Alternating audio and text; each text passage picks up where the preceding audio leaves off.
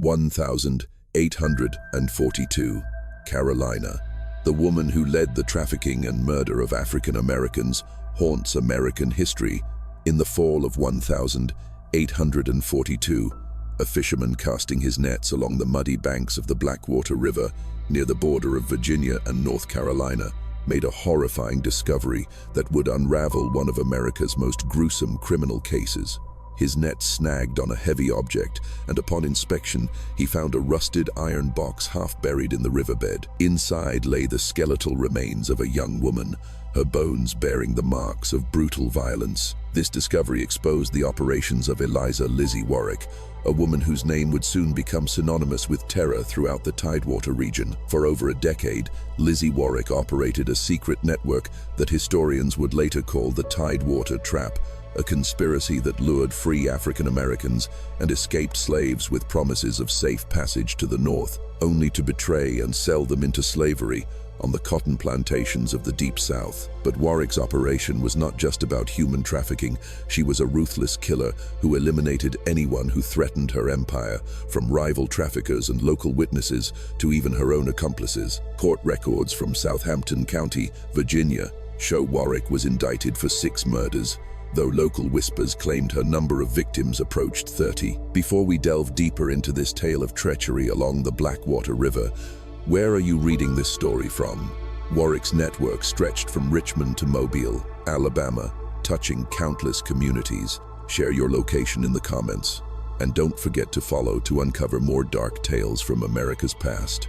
The discovery of the iron box at the bottom of the river would ultimately unravel a criminal conspiracy that had operated with virtual impunity for over a decade, shielded by jurisdictional ambiguity, societal indifference, and the cruel fact that most of its victims were people whose disappearances were never investigated by the authorities. The Blackwater River region was a haven for criminals in the early 19th century. Situated on the border between Virginia and North Carolina, the area fell on the fringe of Southampton and Hertford counties, where legal disputes created a lawless no-man's land. The area, known to locals as the Dark Corner, was named for a ramshackle tavern that would later become Warwick's base of operations. Dense swamps and thick cypress forests shrouded the landscape, with the Blackwater River providing secret waterways to transport captives under the moonlight. The nearest town was a day's ride away, and the sparse dirt roads were often impassable, making it a perfect sanctuary for those evading the law. Lizzie Warwick, born around 1795 as Elizabeth Ann Carver, arrived in the Dark Corner in the 1822 after marrying Thomas Warwick, a small-time trader of tobacco and timber. Their simple log cabin, perched on a bluff overlooking the river, concealed a maze of secret compartments and a fortified cellar used to hold prisoners. Thomas was a quiet man, seemingly unaware of his wife's descent into crime until it was too late. His mysterious death in 1838, rumored to be at Lizzie's own hand, left her in full control of the property and free to expand her illicit trade. The house, from the outside, appeared to be the humble dwelling of a farming family, with rough-hewn timber walls and a shingled roof. But what the few passers-by could not see was the purpose-built underworld beneath the floorboards and behind false walls. Narrow passages, windowless cells, and iron shackles bolted directly into the earthen floor, ready to hold the unfortunate souls who fell into Lizzie Warwick's hands. But beneath the tranquil facade of the Riverlands lay a brutal reality. The 1808 ban on the importation of slaves from Africa had sent the price of labor soaring in the South, where the cotton boom demanded ever more workers. A healthy adult could be sold for $1,500 in markets like Natchez or New Orleans, creating a lucrative black market for human lives. This insatiable demand turned opportunistic criminals into ruthless human hunters. This economic transformation turned border regions like the Tidewater of Virginia and North Carolina into a fertile hunting ground. After the Revolution, many enslaved people had been freed through emancipation laws or the will of their former owners. As a result, a significant community of free African Americans had formed, working as boatmen, farmers, and artisans. However, their freedom was nominal. They lived in constant fear, lacked legal protection, and were scorned by white society. The legal status of free African Americans in the early 19th century was extremely precarious. They could not vote, testify against whites, and were required to carry papers proving their free status at all times, papers that could be easily stolen or destroyed. Their disappearances were rarely investigated, as local authorities often dismissed them as vagrants or runaway slaves. For a cunning predator like Lizzie Warwick, these vulnerable people were not just victims, they were an untapped resource.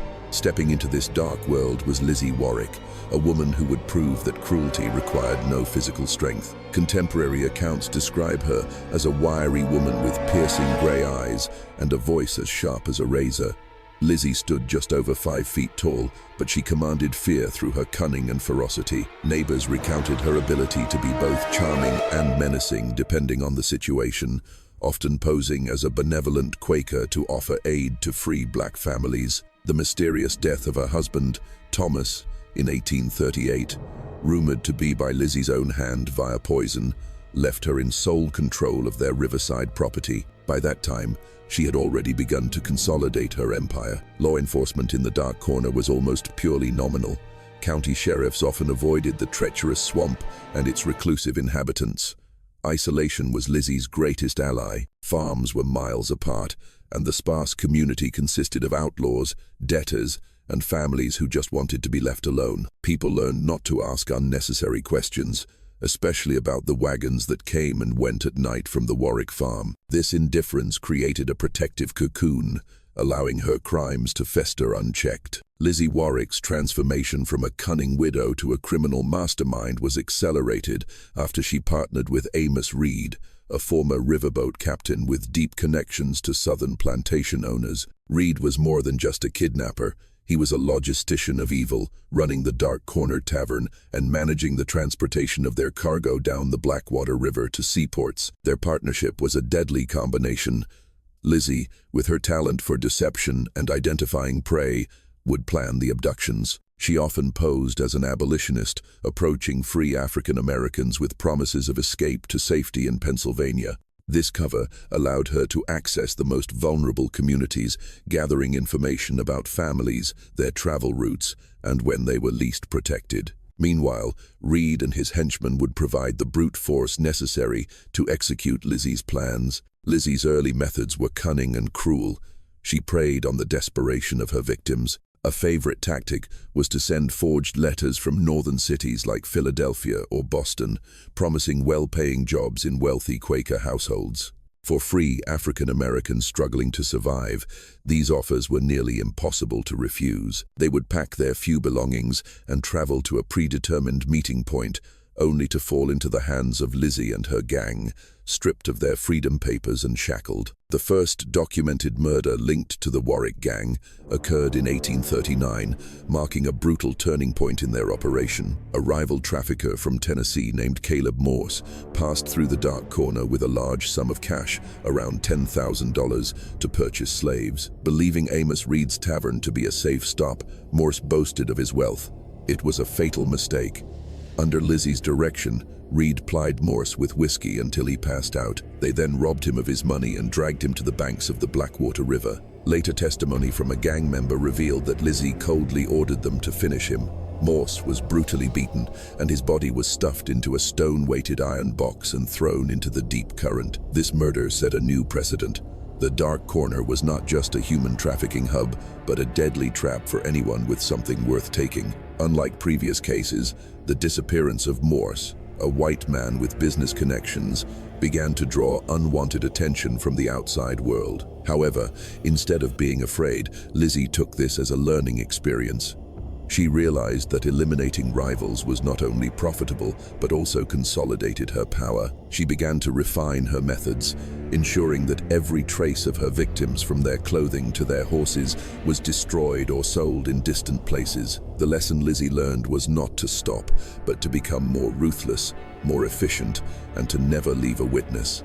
The death of Caleb Morse was not the end, it was the beginning of her true reign of terror. Lizzie's partnership with Amos Reed elevated her operation to a new level of efficiency and brutality. Reed was no mere thug, He was a savvy underworld businessman who understood the river routes, the slave markets of the South, and the psychology of both hunter and prey.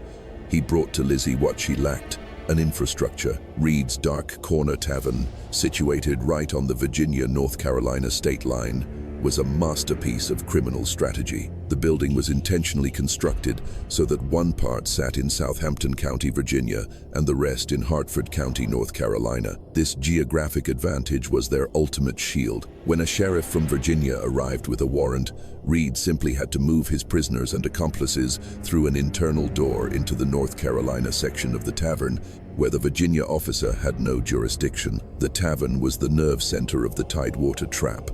On the surface, it was a dilapidated but seemingly legitimate stop for boatmen and weary travelers, explaining the constant traffic of strangers. But that was just a facade.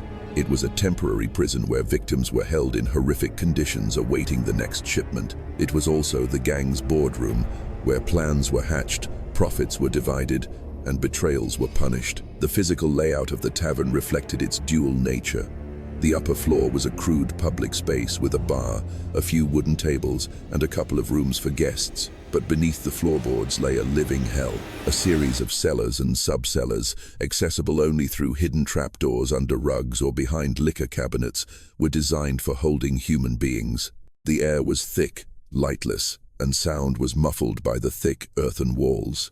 Iron rings embedded deep in the stone walls were used to chain prisoners, and buckets in the corners served as their only toilet. The gang that Lizzie and Reed assembled around them was a collection of societal outcasts, each with a specific role. It included white drifters like Samuel Holt, a large man who provided muscle, a cunning free black man named Isaac Wells, who served as a decoy, convincing other families to trust the promise of a better life up north, and even a corrupt local constable who provided information on upcoming patrols and investigations in exchange for a cut of the profits. This diversity was a deliberate strategy.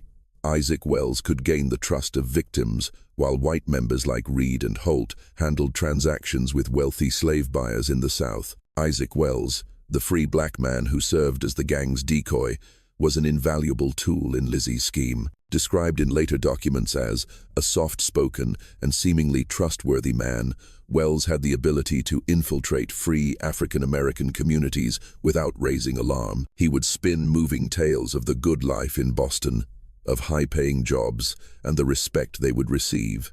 With his sincere demeanor, he could persuade even the most skeptical. This chameleon-like ability made him the ideal recruiter, identifying desperate families and leading them straight into the Tidewater Trap. As the 1,830 seconds progressed, the scale of the Warwick Reed operation grew frighteningly. Their network reached far beyond the Virginia swamps, with established connections to traffickers in major port cities like Charleston and Mobile. They no longer targeted just single individuals, but began to target entire families. They would lure parents with the promise of a bright future for their children, knowing that children and teenagers were especially valuable on the market. A child could be trained and would provide decades of unpaid labor, making them a lucrative investment. Lizzie's gang maintained a cruel intelligence system.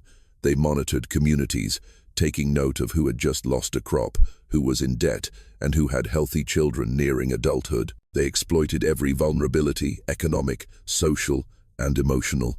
They knew that hope was the most powerful weapon and the most effective bait. One of the most harrowing accounts of their cruelty comes from Hannah Green, a 22-year-old seamstress who was kidnapped in 1840. Her testimony, later recorded by abolitionists, describes being lured by Isaac Wells with the promise of a job at a dress shop in Norfolk. Instead, she was taken to the dark corner, stripped of her papers, and chained in the tavern cellar for 3 months.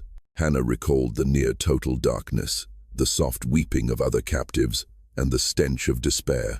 She was fed scraps and brutally beaten when she dared to ask about her fate. It was only through the pity of a young tavern worker who secretly slipped her a key that Hannah was able to escape into the night, carrying her horrifying story to the outside world. Her deliverance marked the beginning of Lizzie Warwick's downfall. Hannah Green's account revealed horrific details of life inside the Tidewater Trap. She described being gagged, bound and thrown into the bottom of a wagon, specially designed with a secret compartment. The journey lasted 2 days in suffocating darkness, with only occasional stops for a sip of water and a piece of dry bread. Upon arrival at the Dark Corner Tavern, she was dragged into the cellar, where the real horror began. She recounted that the cellar was always packed with captives, sometimes as many as 20 people, who were sorted and chained in separate areas, men on one side, women and children on the other. The conditions were deliberately engineered to break the human spirit. Darkness, starvation, and constant humiliation. The psychological torture was worse than the physical, as captives had to listen to the screams of those being beaten and knew their fate was to be sold far away, forever separated from their families. Hannah also described the gang's systematic processing procedure. All evidence of a victim's identity was destroyed, freedom papers were burned, clothes were replaced with rags, and they were forced to learn new names and stories. Those who resisted were starved or whipped with a cato, 9 tails, until they accepted their new slave identity. It was a methodical process of human erasure. Lizzie Warwick's operation was an open secret in the Dark Corner. The sparse local population knew about the muffled screams that came from the tavern and the shadowy wagons that left in the dead of night. But in a society where black lives were devalued, no one spoke up. The victims had no voice in the eyes of the law, and the already weak law enforcement was often paid off by Amos Reed to look the other way. The community's complicity went beyond silence. Some local farmers provided information on free African Americans passing through the area in exchange for a share of the profits. Shopkeepers in the nearby town sold chains and padlocks to Reed without a single question. An entire criminal ecosystem had formed around Lizzie, fed by greed and racism. This indifference was only shattered when the gang became too greedy. They didn't just kidnap African Americans, they began targeting rival white traffickers who carried cash. These men, while engaged in a brutal business, were still recognized members of white society. When they started disappearing in the Dark Corner, their business partners and families demanded answers. Their disappearances created a shockwave that the loss of hundreds of black people before them had failed to do. The first case to draw the attention of the authorities was the disappearance of the Tennessee slave trader, Caleb Morse, in 1841. Morse was known to have entered the Dark Corner area with over $10,000 in gold coin, a fortune at the time, with the intent to purchase a large group of slaves. He was last seen drinking at Amos Reed's tavern. Weeks later, his distinctive horse and saddle were identified at a market in a neighboring county. When questioned, Lizzie Warwick coolly claimed that Morse had sold the horse to her before taking a boat downriver to New Orleans. However, Morse's business partners in Tennessee did not believe the story and began to pressure Virginia authorities to launch an investigation. Morse's disappearance established a dangerous pattern for Lizzie's gang. Unlike the hundreds of African American victims whose passing was marked only by the silent grief of their families, white men like Morse had business networks, assets, and political connections. Their disappearances left paper trails and questions that could not be easily dismissed. Lizzie's method for dealing with these wealthy targets was simple and brutal. She and Reed would welcome them to the tavern, feigning friendship and business cooperation. They would ply the victim with alcohol, extracting information about the money they carried and who they were traveling with. When the victim was off guard, they would be murdered, often with a blow to the head or a knife in their sleep. Their bodies were dumped in the Blackwater River in heavy iron boxes, while their money and any human property they possessed were absorbed by the gang. The profits from these murders were immense, allowing Lizzie and Reed to expand their network, bribe more officials, and hire more henchmen. Eliminating competitors also helped them solidify their monopoly on the illicit human trade in the region. But this very success began to draw attention. Abolitionists in northern cities like Philadelphia had begun to note an alarming pattern of free black people disappearing after accepting job offers in the South. Vigilance committees started offering rewards for information on kidnappers, and whispers of a deadly trap on the Virginia-North Carolina border began to spread. The pressure, though slow, was building from multiple sides. The rewards began to tempt those with guilty consciences or disgruntled gang members, and the wall of silence Lizzie had carefully constructed began to show its first cracks. Lizzie's response to the growing pressure was cold-blooded brutality. Instead of exercising caution, she became more reckless, believing that the only way to protect her empire was to silence all potential threats. Anyone, gang members, local witnesses, or even victims who showed hesitation or knew too much was at risk of becoming the next victim. This decision to tighten her control through violence ultimately hastened her downfall, as it sowed fear and dissent within her own ranks. Lizzie's mindset grew increasingly paranoid. She had built an operation that generated enormous profits, reportedly earning tens of thousands of dollars annually, a staggering sum. But this wealth came with the constant fear of discovery. She trusted no one, not even her closest allies, and saw potential traitors everywhere. The central figure in Lizzie's undoing was Isaac Wells, the free black man who served as the gang's decoy. Wells had joined Lizzie in the early days, tempted by the promise of money and security in a dangerous world. Initially, he may have justified his actions to himself, but years of witnessing relentless cruelty had eroded his soul. Wells's intimate knowledge of the network, the names of buyers, the locations of secret graves, and the list of victims made him both an indispensable asset to Lizzie and her greatest threat. Wells's position in the gang was deeply complex and conflicted. He enjoyed a degree of freedom and trust that other black members did not, but he was also trapped in a web of crime from which he could not escape. Every family he deceived, every child he led into the trap, was a growing weight on his conscience. This internal conflict between self-preservation and a mounting sense of guilt eventually pushed him to a breaking point. Lizzie controlled Wells with a toxic mix of reward and threat. She gave him money and treated him like a partner, but also frequently reminded him that she was the only one standing between him and the gallows, or worse, being sold to a sugar plantation in Louisiana. She made him believe their fates were intertwined. If she went down, he would be dragged down with her. This psychological manipulation, combined with a very real fear of Lizzie's retribution, kept Wells silent for years, even as the crimes he was forced to participate in grew ever more monstrous. Isaac Wells would later testify in court that he had witnessed Lizzie Warwick commit murder with her own hands. In one chilling account, he recalled the moment he saw Lizzie carry a young boy, perhaps 5 years old, who was crying inconsolably, to the back of the barn. Minutes later, she returned alone, her face cold and silent. The boy was never seen again. Wells knew exactly what had happened, as he was later forced to help dig a shallow pit in the nearby cypress grove. These murders were not acts of rage. They were cold, calculated business decisions based on profit and risk. A crying child could attract attention. A sick captive would be expensive to care for and difficult to sell. A man who insisted he was free could cause trouble later. For Lizzie, the simplest and most efficient solution was to eliminate the problem. Death was an item on her balance sheet, a way to cut her losses. The unraveling of the Tidewater trap began with this very ruthlessness. Competition in the trafficking underworld was fierce, and Lizzie had built a reputation not just for outsmarting her rivals, but for erasing them. The murder of white traffickers like Caleb Morse both eliminated competition and brought in a huge windfall. As legal pressure mounted, Lizzie's cruel logic dictated that dead witnesses tell no tales. This decision to escalate violence against white victims reflected both Lizzie's arrogance and her fatal miscalculation. She had operated for so long in the shadows, where black lives were disposable, that she believed she could apply the same rules to everyone. She had grossly underestimated the difference in societal reaction to the disappearance of a propertied white man versus that of an anonymous black person. This assumption would prove to be the greatest mistake of her criminal career. In the fall of 1842, the Blackwater River gave up its secrets. A local fisherman, dragging his nets after a storm, snagged a heavy object in the riverbed.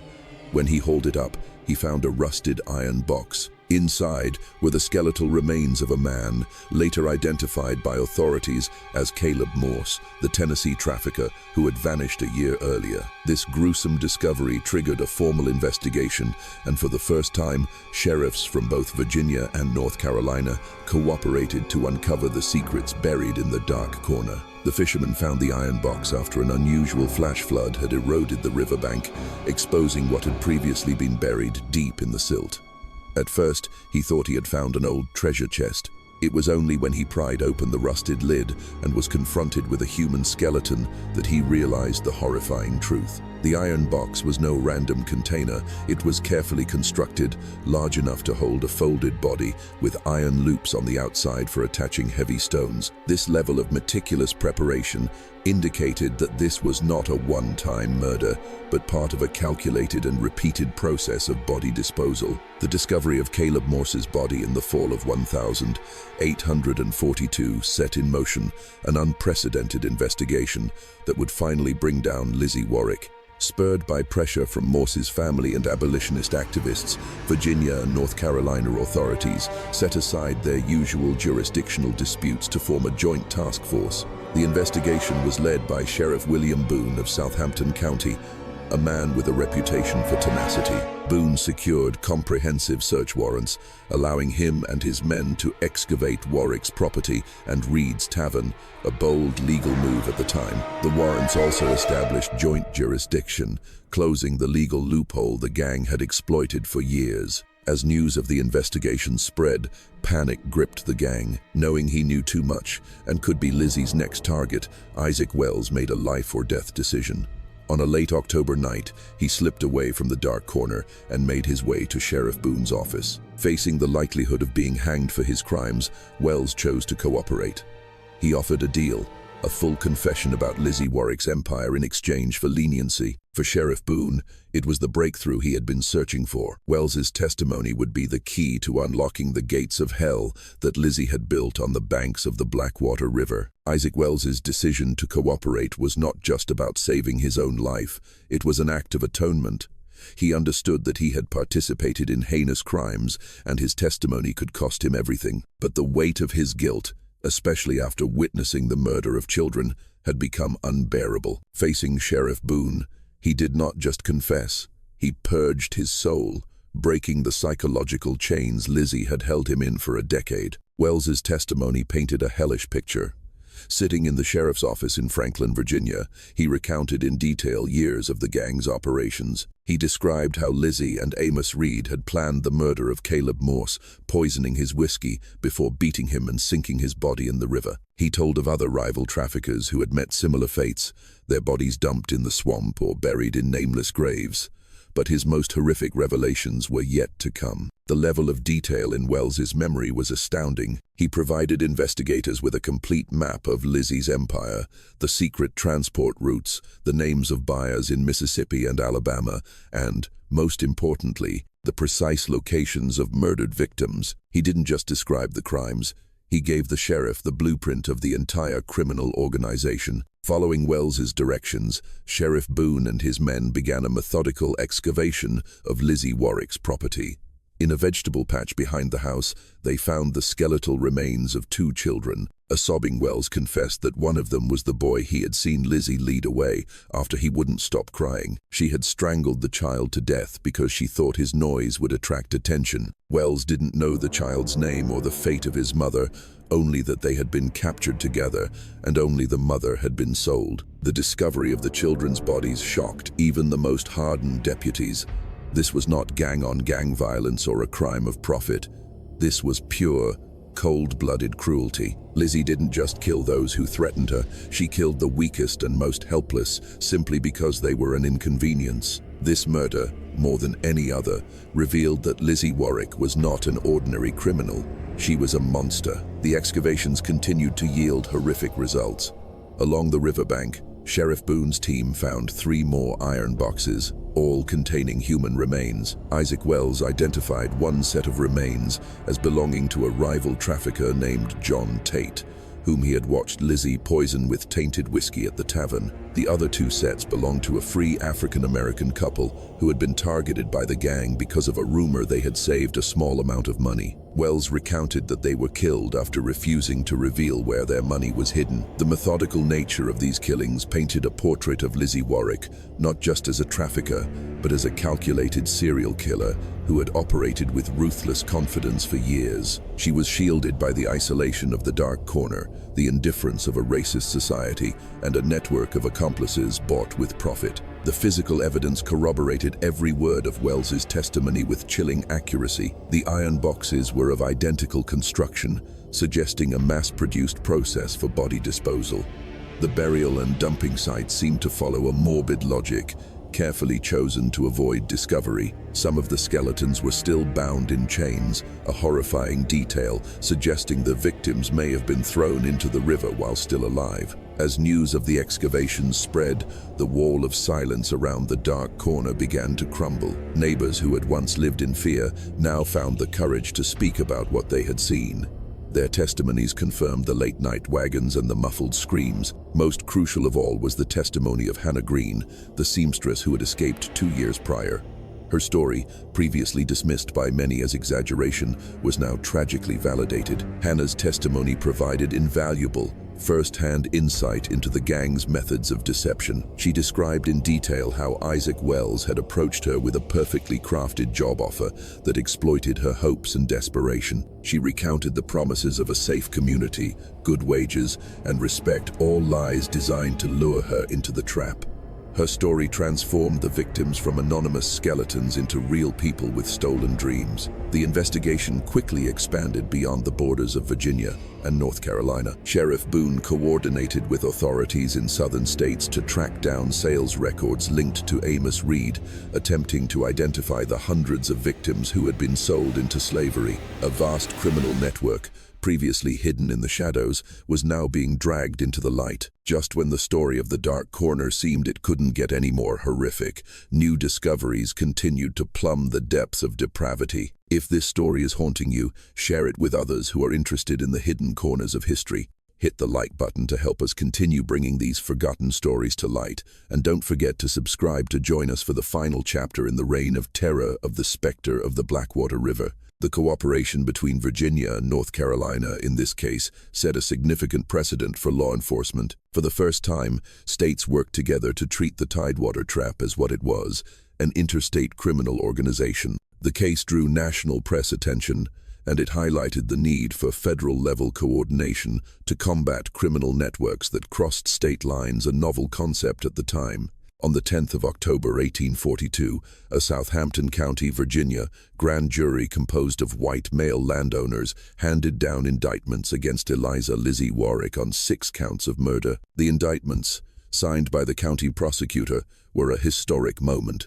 For the first time in the region, a white woman would face justice for the murder of victims who included both black and white individuals. The composition of the grand jury, though limited to privileged white men, reflected a shift in public consciousness. The sheer brutality of the crimes, reinforced by irrefutable physical evidence, had transcended even the deepest racial prejudices. Their willingness to indict Lizzie for the murder of African-American victims, alongside her white victims, marked a small but significant step forward for the justice system. The indictments were stunningly precise, naming the victims, where possible, and the approximate dates of the murders. Warwick was charged with the murders of Caleb Morse in 1841, John Tate in 1840, an unnamed couple in 1839, and 2 unidentified children in separate years. Each count carried a potential death sentence. The case against her was built on solid ground: the skeletal remains, the iron boxes,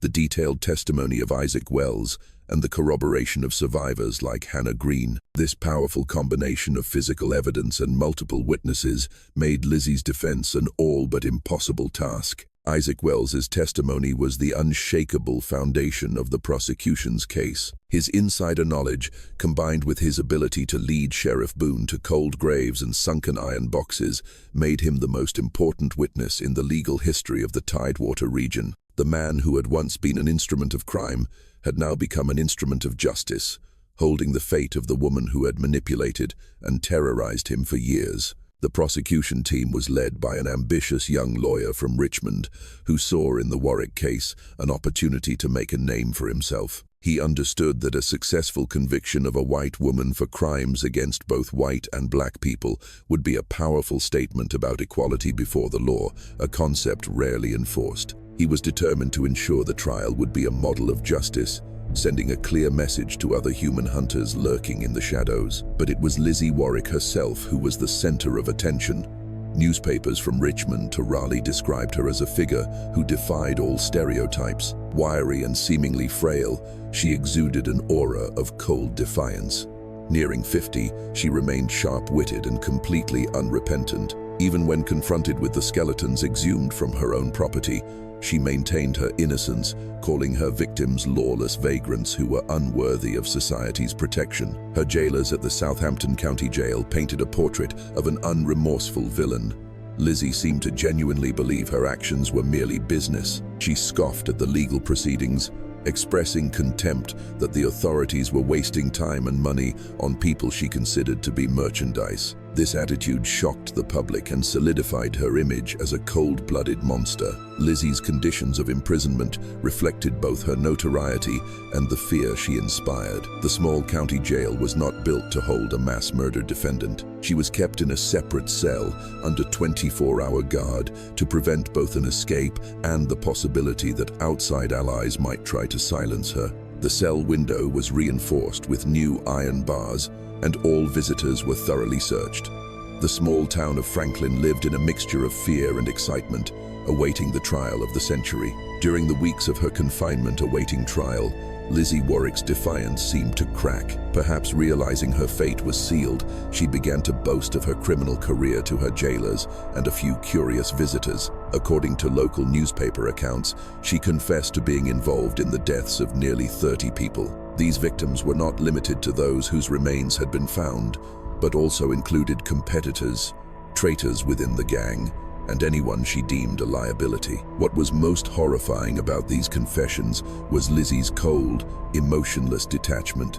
She spoke of poisoning a man or ordering a child to be drowned with the same matter-of-fact tone a farmer might use to discuss culling livestock. Her complete absence of a conscience horrified all who listened, cementing her image as a person of absolute depravity. Her confessions, though informal, confirmed the investigators' worst suspicions.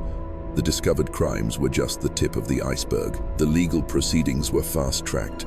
With undeniable evidence and public pressure demanding a swift verdict, the trial was set for December 1842. News of the demoness of the Dark Corner had spread, and journalists from all over descended on the small town of Franklin to cover the proceedings. The case was billed as the most significant trial in the county's history. The prosecution's strategy was clear. Let the evidence speak for itself. They would present the iron boxes, the skeletons, the rusted shackles. They would have Isaac Wells and Hannah Green tell their stories, and they would let the jury look into the cold eyes of Lizzie Warwick and decide her fate. The defense had almost nothing to work with, save for a possible plea for mercy based on Lizzie's gender, a weak argument against the mountain of evidence of her cruelty. The stage was set for one of the most dramatic trials the state of Virginia had ever seen, but that trial of the century would never happen. On the 28th of November, 1842, just weeks before her trial was set to begin, Lizzie Warwick was found dead in her jail cell. The guards discovered her lying on her cot, her face strangely serene. The official cause of death was ruled as poisoning, likely a suicide. Just as she had lived, Lizzie's death was shrouded in mystery and speculation. Some claimed a loyal ally had smuggled poison to her, while others believed that she, with her cunning, had managed to conceal a dose of poison since her arrest. The discovery of Lizzie's death sent a shockwave through the community. The guards, on their morning rounds, found her motionless. There were no signs of a struggle, and the cell door was still securely locked. The only clue was a faint, bitter almond smell in the air, the classic sign of cyanide. The question of how Lizzie obtained the poison remains a subject of debate to this day. Jail security, though heightened, still had its flaws. It's possible a corrupt deputy or a secret admirer helped her. However, many believe that Lizzie, a master of calculation, had planned her final escape from the beginning. She knew the evidence against her was insurmountable and that she faced the gallows. Rather than suffer a public humiliation, she chose to end her life on her own terms, denying justice its final victory. Her death left a sense of emptiness.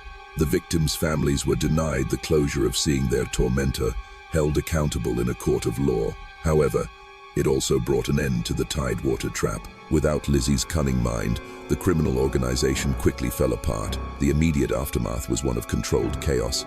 The investigation continued, but without its central figure to prosecute, many of the network's secrets died with Lizzie. Amos Reed had already vanished. Believed to have fled to Louisiana or Texas, taking much of the gang's fortune with him, and was never captured. Other lower-level members of the gang either escaped or received lighter sentences. Only Isaac Wells's testimony ensured that at least part of the story was recorded.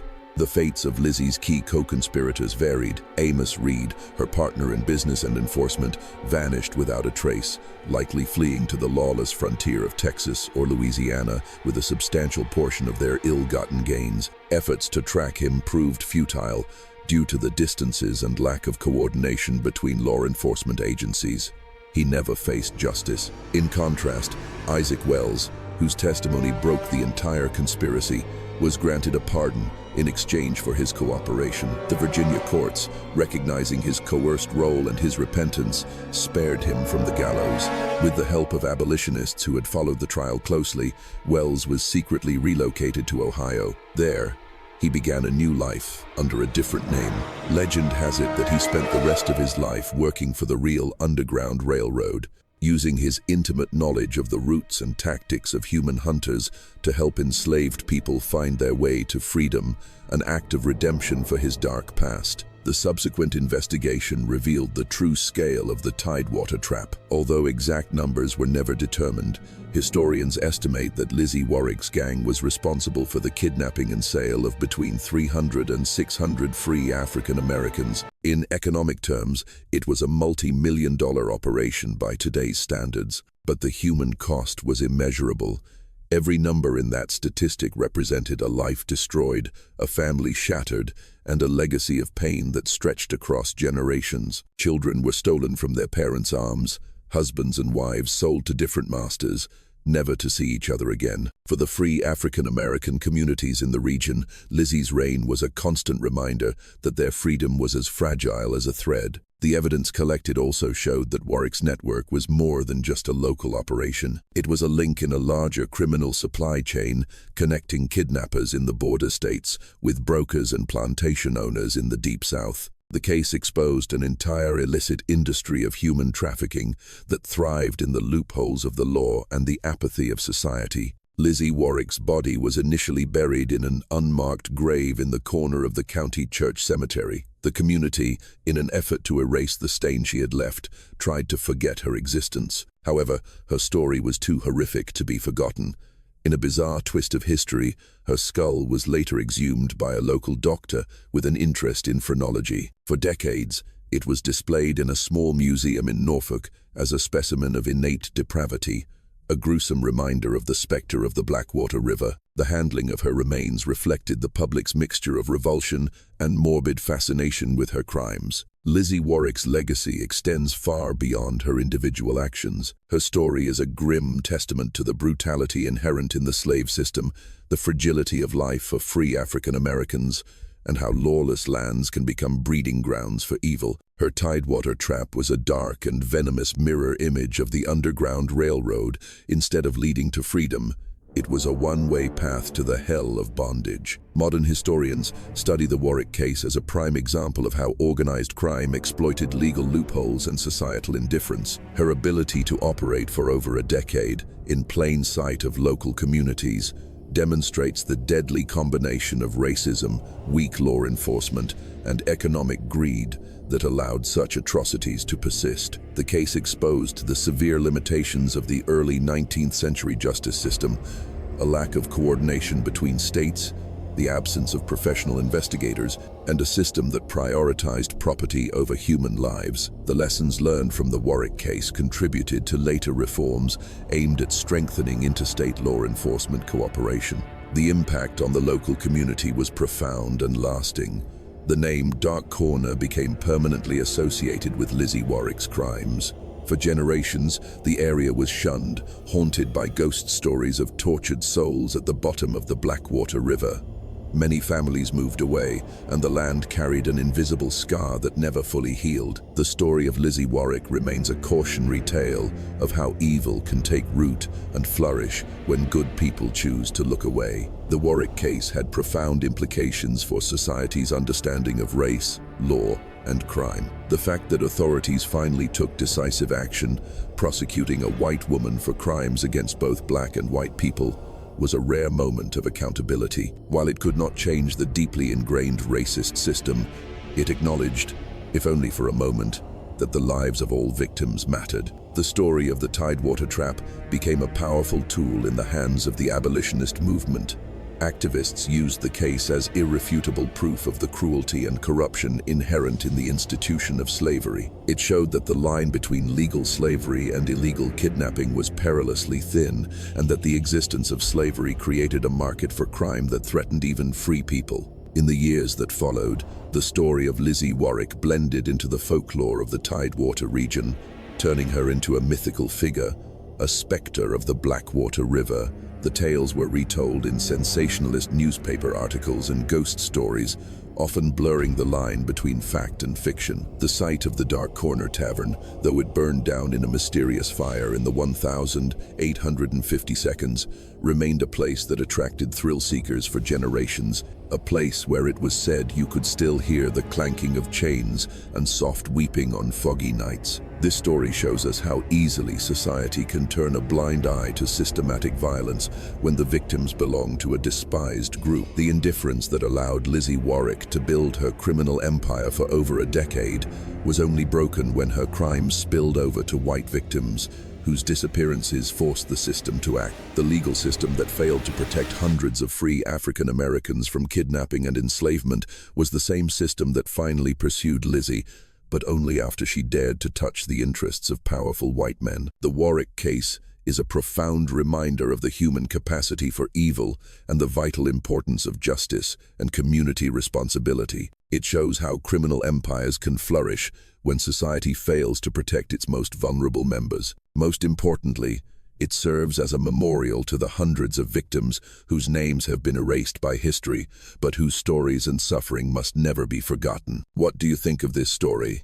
Do you believe Lizzie Warwick's entire network was exposed? The evidence suggests the Tidewater Trap was just one link in a much larger system of illegal human trafficking that stretched across the South. Countless questions remain unanswered about the fate of hundreds of victims and the identities of the powerful men who bought them. Leave your comment below and share your thoughts on this dark chapter of American history. If you were captivated by this tale and want to explore more horror stories from America's hidden past, subscribe, hit the notification bell, and share it with others who love mysteries from our nation's forgotten crimes. See you in the next story, where we will uncover another terrifying page from the shadows of American history.